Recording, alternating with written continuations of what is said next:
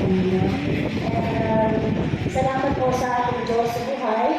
Sabi nga yung nakita sa aking message, is curious. Kaya po natin tapusin. Thank you, God. Praise the Lord. Pero gusto po ng Panginoon na malaman po natin, bakit po niya sinabi yung it is finished. Ang ating pong nalata, matagpuan po natin sa John chapter 19, verse 13. Ayan.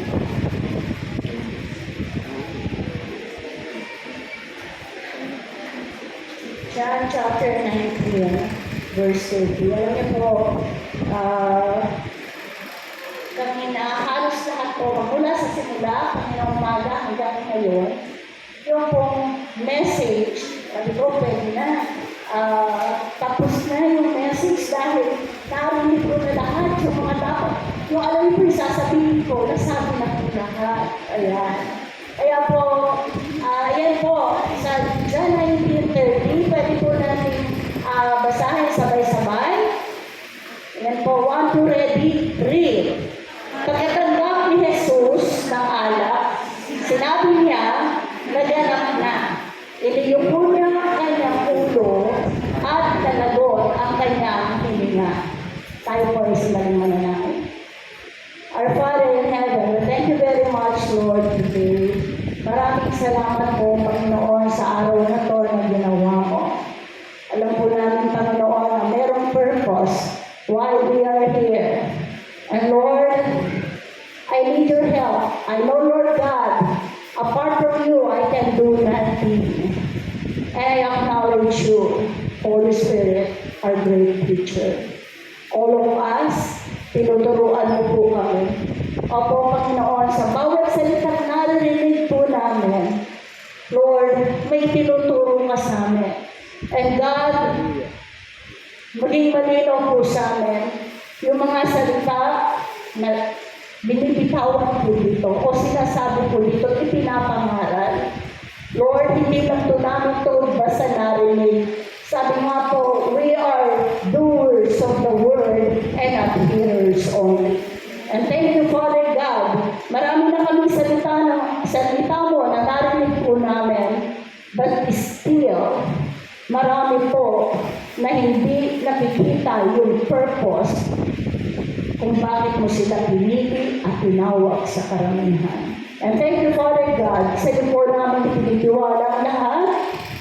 In Jesus' name, Amen and Amen. Praise God. Ayan po. Ang ating po pag-aaralan is yung 6th word ng ating Panginoong Jesus. Ika-anong na salita po niya, it is finished. Ayan po. What did Jesus meant when he said, it is finished in the cross? Bakit sinabi ng Panginoong Jesus doon sa cross, tapos na. It is done. Tapos na. Naganap na. Yan po yung sinabi ng ating Panginoong Jesus doon sa cross. Sabi po sa John 17 verse 4. Sabi po dyan, Jesus tells the Father, I have brought you glory on earth by finishing the work you gave me to do. Ayan po.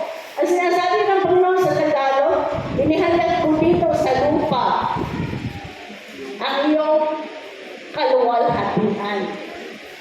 Kung bakit naparito sa mundo ang ating Panginoong Jesus sa nagkatawang tao para ihayag ang kaluwalhatian ng Diyos at tapusin ang ipinapagawa niya o pinapagawa ng Ama sa ating Panginoong Jesus. Sabi po sa Hebrews chapter 10, verse 12 to 14, ngunit si Kristo ay minsan lamang naghandog para sa mga kasalanan. Opo, si Jesus mismo ang handog para sa kasalanan. At sabi, at iyo'y sapat na. Pagkatapos ay umupo siya sa kanan ng Diyos. Praise God, hallelujah.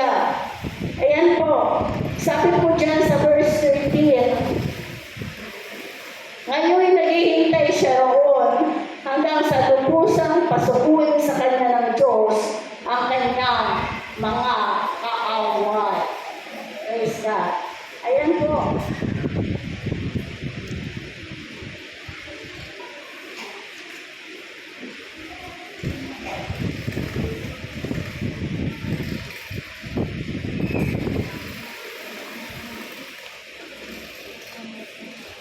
Ayan po.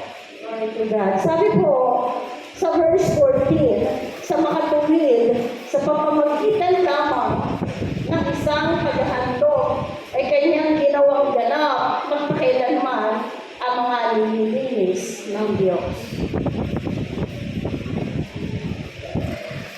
Praise God. Hallelujah. Lahat po, ito makikita natin, lahat ng pinagawa ako ng Ama sa ating Panginoong Jesus ay ginawa niya. Tinapos po niya. Ako hindi siya umatras. At ngayon po, siya ay nakaupo na sa kanan ng Ama doon sa kalangitan at hinihintay na lamang po niya kanyang mga anak. Ako, na uuwi sa kanilang tahanan. Tahanan ng Diyos. Ayan po. Kita po natin kung ano ang tinapos ng Panginoon, yung God's purpose. Ano yung layunin ng Diyos? Yung kumpletuhin. Yung ipinapagawa ng Ama sa Kanya. Yun po yung yun po yung purpose kung bakit naparito sa mundo ang ating Panginoong Jesus. And to defeat evil.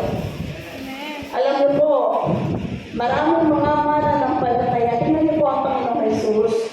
Di ba? Sabi, tinapos niya ang lahat ng pinapagawa sa kanya ng Ama.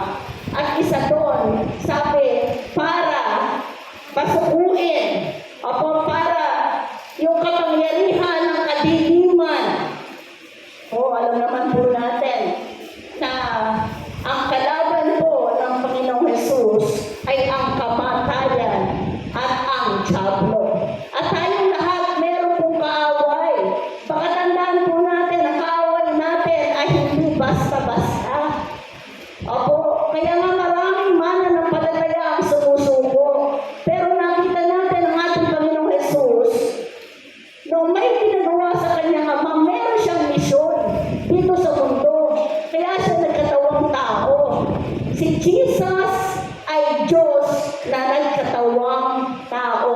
Kaya alam niyo po, kung ano yung sinabi ni Pastor Gio, naranasan niya na mauhaw, mapagod, umiyak, dahil siya'y nagkatawang tao. Kaya kung ikaw, sasabihin mo, hindi ko magagawa yan kasi tao lang ako.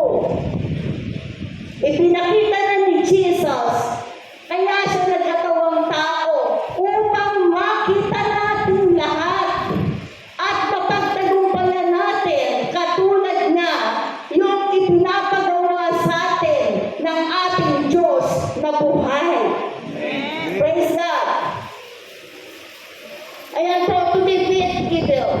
The powers of darkness were disarmed and death was defeated.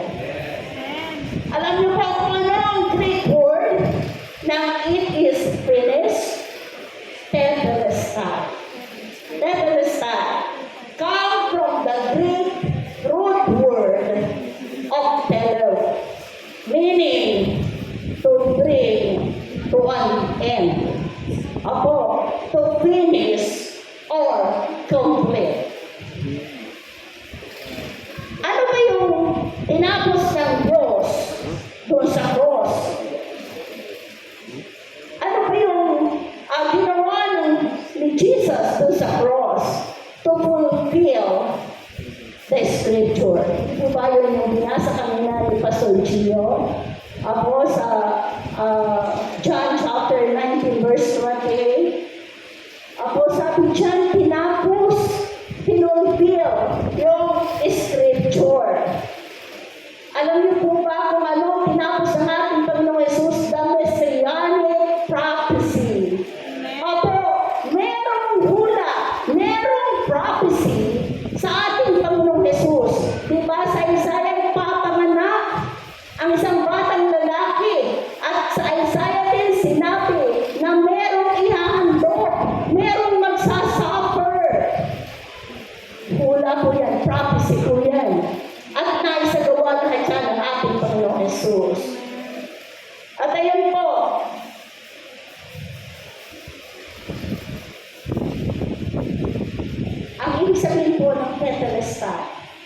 is finished. Number 1 po, debt paid in full. Utang na binayaran ng buo. Sino ang nagbayad? Walang iba kundi ang ating Panginoong Jesus.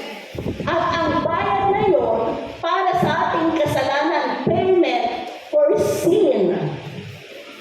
Kabayaran para sa kasalanan. Sabi nga, the debt of human sin that we could not pay was fully paid. Alam niyo po yun? Di ba may awit? Hindi ko po alam kung inaawit niyo po dito. Sabi, he paid the debt he did not owe. I owe a debt I could not pay. Di po ba? Napakalaki ng babayaran po natin at hindi natin kayang bayaran. Ngayon nga po, pag umutang ang tao ng 100, hindi kayang bayaran eh, di ba? Kaya yun po, uutang, sabihin nila, pautang naman. Pero, wala na pong bayaran, hindi kayang bayaran. Eh, ito pa, babayaran mo ang napakalaking halaga na hindi natin kayang bayaran. Si Jesus lang ang may kakayanan na bayaran yung utang na napakalaki. At ang ipinambayad po niya dyan ay walang iba kundi ang kanyang dugo. Basahin po natin yung 2 Peter chapter 3 verse 18 to 19. Okay? Pwede niyo po basahin sabay-sabay? One to read. Alam niyo kung ano ang pinatubo sa inyo sa walang kabuluhang pamumuhay na inyong minana sa inyo mga magulang.